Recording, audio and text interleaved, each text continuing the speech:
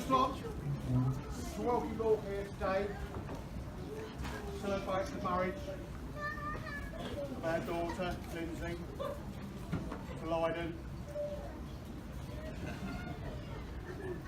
And take the opportunity to say, Lindsay, you look amazing today. Thank you all for joining us on this day. And can I ask you all to join me in a toast and wish Lindsay and Lydon all the best. Lindsay and Lydon.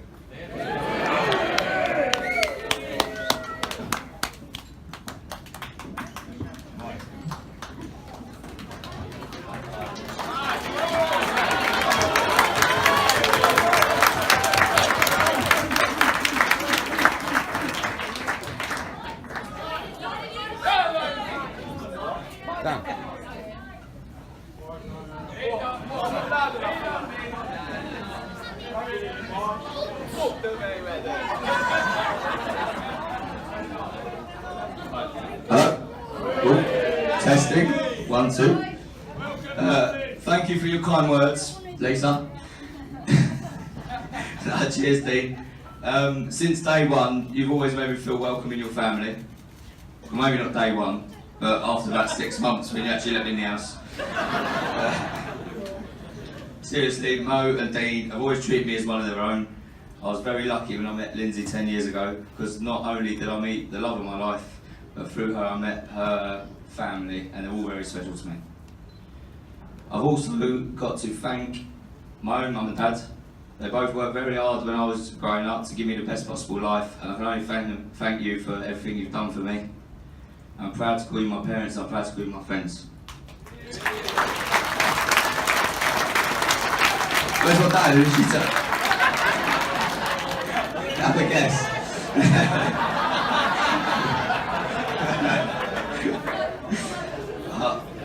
I was gonna thank my dad. Where is he? Oh, he's out. Wait. Yeah, Dad, thanks for fixing all the cars and motorbikes I've crashed over the years. I know my poor driving has cost you a few quid over the years, but at the end of the day, you didn't exactly lead by example, did you?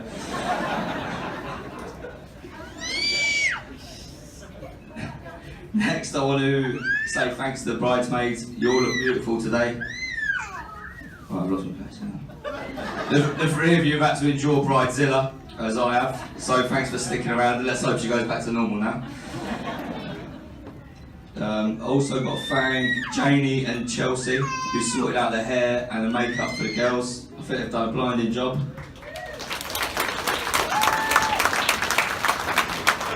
Lindsay was very spoilt on her hen do, having you two follow her around doing her hair and makeup. She says she wants me to earn a few more quid so I can employ you both full time. Although I'm not so sure it's about the hair and makeup as much as you three getting battered on Prosecco. Well, I can't mention the bridesmaids without mentioning the best men. People sound greedy having 3, but in the beginning I had about 10 on the list. I'm very fortunate to have a lot of good friends, and choosing 3 was very difficult. We've got Tank, Courtney, Steve, Gomez, Dave. Obviously none of them were even considered, but the rest of you are right there. I won't comment too much on Jamie, Rich or Ashburn, as they'll be saying something after me. Just remember I love you, and I went very easy on you in your wedding days. I suppose I better say a few words about my beautiful wife. I'm not going to go too soppy because you've already made me write my own vows. But I just want to say that you look beautiful today, as always. I'm a very lucky man to be marrying my best friend, and although you're a bit of a psychopath sometimes, I can't wait to spend the rest of our lives together. Seriously, you know I'll be lost without you, so thank you for putting up with me for 10 years, and I hope you can find it in you to tolerate me for many more to come. I love you.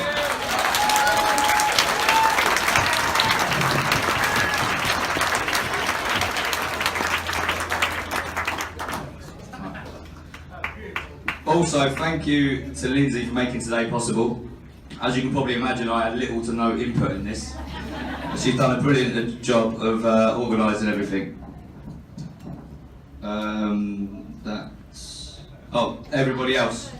I want to thank you all for coming and sharing Lindsay's special day with us. I reckon between you, you've racked up some serious miles. So I just want to say we really appreciate your efforts. You've come through to come and have a beer with us.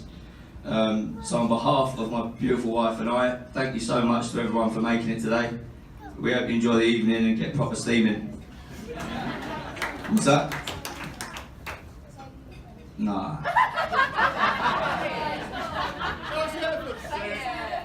I love Benny.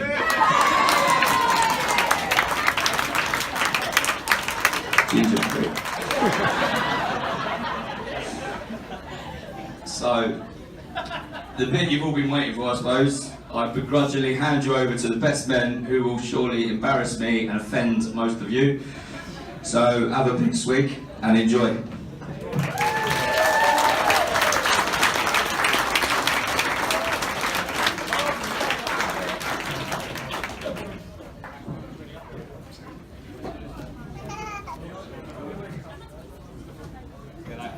Come on, Rich.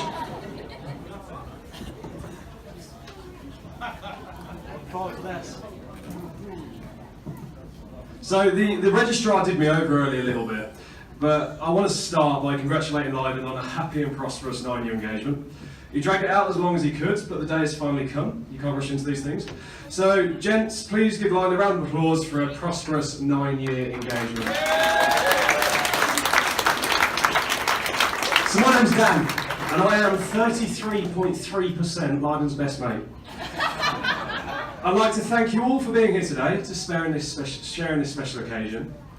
And I'd like to first explain, so why they're three best men. For any of you that know Lydon well enough, you'll be aware that he has a tendency to get prematurely excited for special events. And starts 2 days before everyone else. And by the time the event starts, he's been on it 2 days, looks like Mick Jagger and can hardly talk. As per the speech. I personally think it was the bride's idea. She thought it would take the three of us to get into the ceremony on time. So for those of you that know me, you'll know that I don't really like being the centre of attention. And I'm just the warm-up act for what's to be an entertaining few minutes of Rich and Jamie destroying Lydon's character. But before I go at it, I thought I'd have a go myself. So I first met Lydon in my young teens, in a dark room, in the very early hours of the morning, while entertaining company. On the first impression, he was a tall, skinny man, with a slightly girly voice and a small penis. From that point onwards, we spent the next few years crashing motorbikes, drinking endless amounts of beers, and sending messages out to sea in a bottle whilst competing for the number. The most recent being the stag do in Benidorm, which I'm not ashamed to admit it ruined me, and I didn't even make the full duration. 49 of us proceeded to leave our mark on Benidorm, but for some people here today, Benidorm left its mark on them. Now, as a show of appreciation, would everyone who has the tattoo please stand and present it to the bride and groom?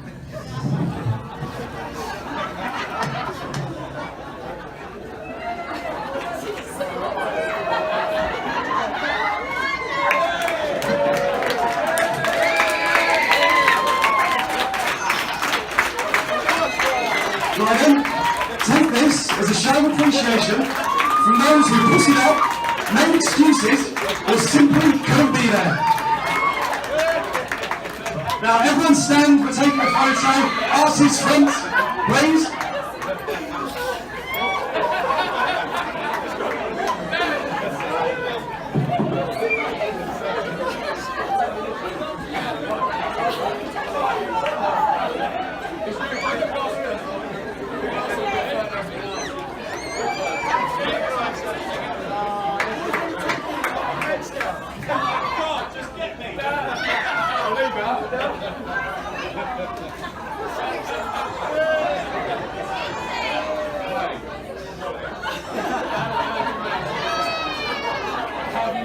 I'm still intact.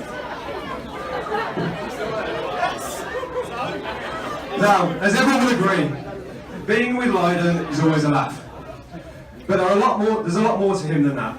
He's a kind and thoughtful guy, a shoulder to cry on in bad times, a mind to consult in difficult ones, and we love him like a brother. And I'm sure everyone will agree here today that I'm not the best man Lydon is. Life is about finding people that you're all kind of crazy.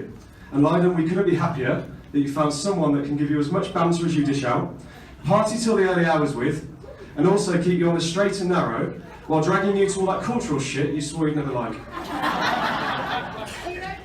Lindsay, you look beautiful today. Not bad at all for a science geek. You're an amazing person, and although your choice in a man is questionable, I know that Lydon will treat you well and protect you, as he so bravely proved 3 long years ago when my dog pissed all over you in my house in your sleep. Was it Matt Riley? I was twisted that night.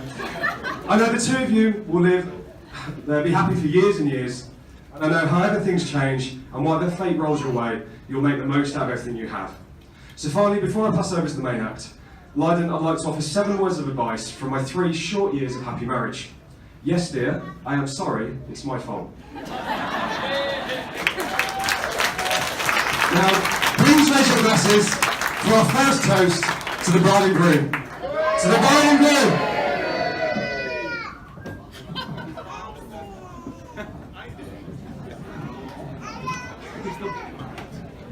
Right then.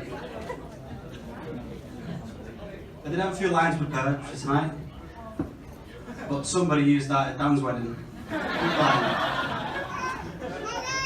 Any of you who know me will know that I'm not really into this public speaking market, but Lance had had to do it when he asked me to be the best man, so I said I'd do this one time.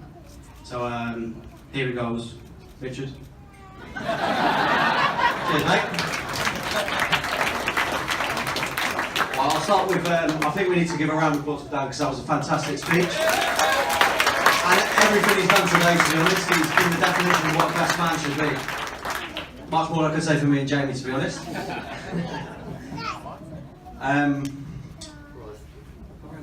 I'm getting emotional. You're going to cry, are you? Cry with me, Wayne. Right, first of all, I'd like to say how lucky and privileged we all feel to have been asked to be your best men. But seriously, mate, what are you thinking?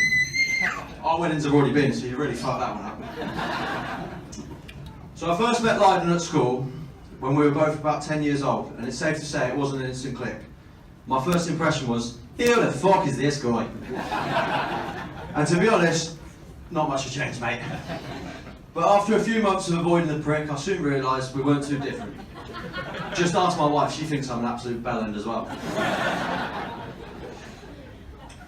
Now, I'd like to tell you a few stories for those of you who don't know that much about Lydon. No. Yeah. Don't worry, I've deleted a few. I've gone mellow on you, but I've got one here that you're going to like. Yeah. Is Ollie Walters in the crowd today? No, I didn't think that'd be the case, mate. I had a feeling that might be the case because when we first met his lovely girlfriend, Lydon thought it would be a good idea to try and light a match by flicking it off the side of the box. And he still swears to this day, he didn't mean to set her alight. But in his defence, he wasn't to know that she'd use a whole fucking can of fucking hairspray on her head. But come on, mate, you didn't need to give her 10 slaps to put the fucker out. So it's safe to say we didn't see much of Ollie after that. But as much as I'm enjoying ripping Lydon here and telling you how idiotic he is, we'd all like to make it aware of how intelligent he is. Yeah, I'm serious. At school, he was one of the top students, but there was one class in particular he used to shine in. Yes, lads, it was Miss Arcade's class. And we all know what that was, don't we? Hey! Yeah, that's right. Safe to say, a few of the lads enjoyed Miss Arcade's extra. Safe to say, quite a few of the lads enjoyed Miss Arcade's extracurricular activities. Now on to the rest of Lydon's ex-lovers. Just kidding, Lindsay, we wouldn't do that to you, we wouldn't do it. No. I'll delete that bit. I wouldn't put you through that. In fact, I wouldn't put anyone through those dogs. But at least he's ended up marrying one of the ones that all his mates haven't shagged.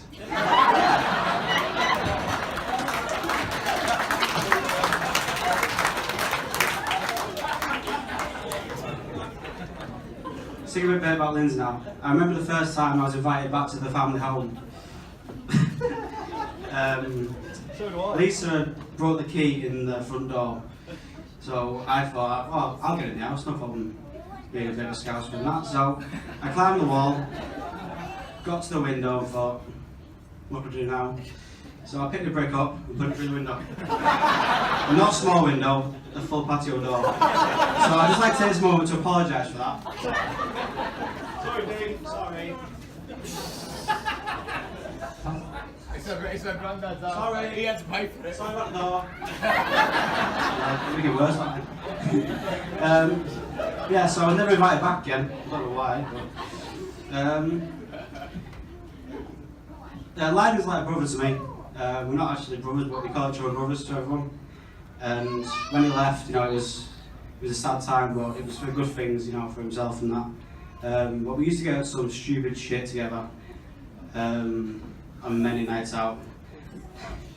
I've got bars and Tenerife and that, and we used to spend all the time in the bar. And one night we sat in the office and we got the stapler out and started stapling each other's faces, amongst other things. But I do remember the last thing we stapled was, in fact, Steve's balls to a guitar case. Steve? Yeah, so it was kind of a good thing that he did leave Tenerife for us. We probably wouldn't be here now, one of us. We ended up killing each other or being killed in our company. But yeah, we'd just like to wish them both all the happiness and that, and happy for both of you. Yeah, I'm sorry, I'm shit at this, I know I am, but I'm doing my best. Rich and Carol for a bit now.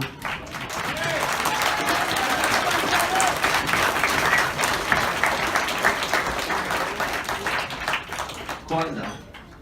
Right, lastly I'd like to say, I've been looking forward to this lad's piss up, Lindsay's wedding, ever since we went on that stag do.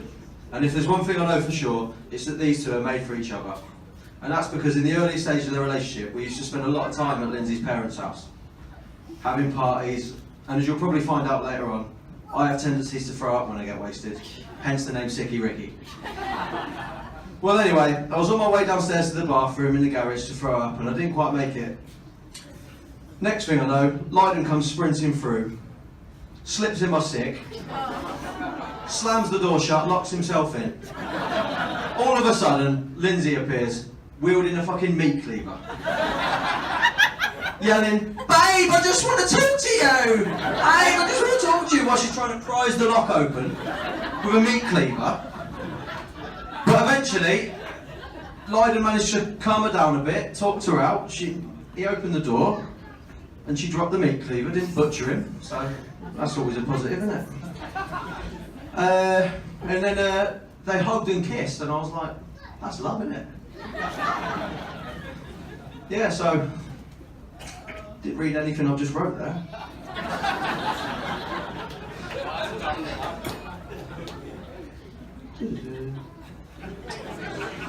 Now, I know Dan's already touched on this, but Lindsay, you do look absolutely stunning today. And I'm not just saying that as it's a formality. Yeah, get around with it. Sexy! And I'm not just saying it as it's a formality, as I'd like to Lydon and say he looks alright too. But seriously, we couldn't be happier for you both, all three of us.